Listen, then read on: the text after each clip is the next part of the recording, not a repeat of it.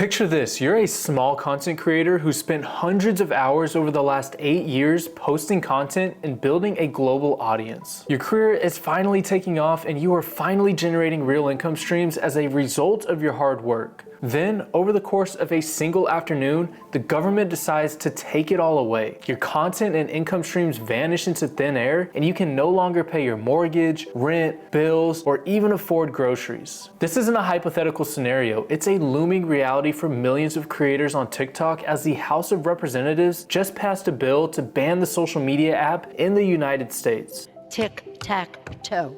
A winner. Whether or not you agree with this ban, the reality is the government is slowly accumulating the power to control exactly what you see and do online, and it's only going to get worse if this bill gets written into law. There is one solution to this problem, and we're going to explore what it is in this video, and make sure to stick around until the end because I'm going to let you in on a little secret that the government doesn't want you to know when it comes to social media.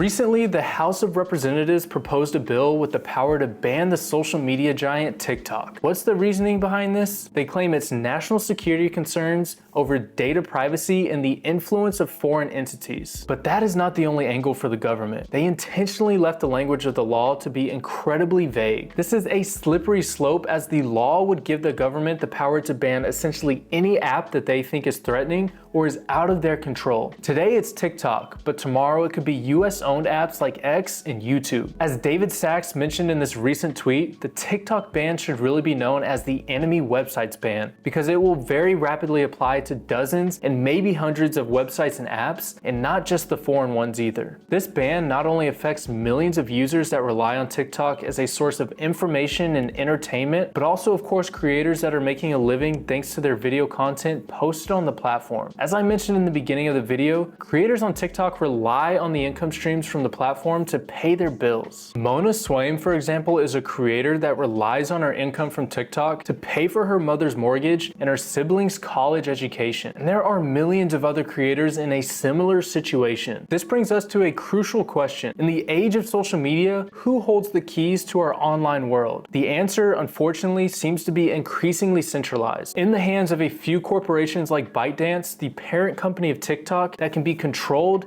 and censored by the government. This concentration of power has led to a number of problems, including censorship, data privacy concerns, and a lack of user control. This is exactly why the government wants to ban TikTok. But what if there was another way? What if there was a solution the government fears because it can't control it? Well, luckily there is a solution, and it's called DeSo. DeSo, short for Decentralized Social, is a new approach to social media that seeks to address the problems inherent in centralized platforms. There are three main aspects of DeSo that make it so much more attractive compared to other social media platforms like TikTok and Twitter. First, DeSo gives users ownership of their data and content. This means that users can be confident that their data is not being exploited or sold by the company that owns the platform. This also gives users more options to monetize their content online, which we'll talk about in more depth later in this video. Second, DeSo is community driven. This means that users have a say in how the platform is run. This can help to ensure that the platform is aligned with the interest of its users. And third, DeSo is censorship resistant. This means that users can be confident that their content will not be censored by the company that owns the platform. DeSo has the potential to reshape the social media landscape by offering a decentralized, community-driven, and censorship-resistant alternative to centralized social media platforms. DeSo could help to address the problems that have plagued these platforms. And creators on DeSo can be more confident that their content will not be erased overnight. And with new features launching on our upcoming SocialFi app, Focus, creators will have more ways than ever to monetize their online identity. These features include unlockable content and subscription, paid reposts, aka decentralized ads, paid DMs and messages, creator coins, and even more. None of this has ever been possible on a blockchain until now. Check out this Twitter thread to learn more. I'll leave a link down below in the description. The rise of DeSo, a decentralized, community-driven, and censorship-resistant platform, presents a promising alternative in the face of growing governmental control and and censorship. While apps like TikTok maintain full control over your content and are facing potential bans in the US, DeSo empowers users and creators alike by giving them ownership of their data and content and offers innovative ways to monetize their online presence. It's time to embrace platforms like DeSo that put the power back in the hands of the users. Head to Focus.xyz to learn more about the next killer SocialFi app, and don't forget to like, share, and subscribe for more videos like this.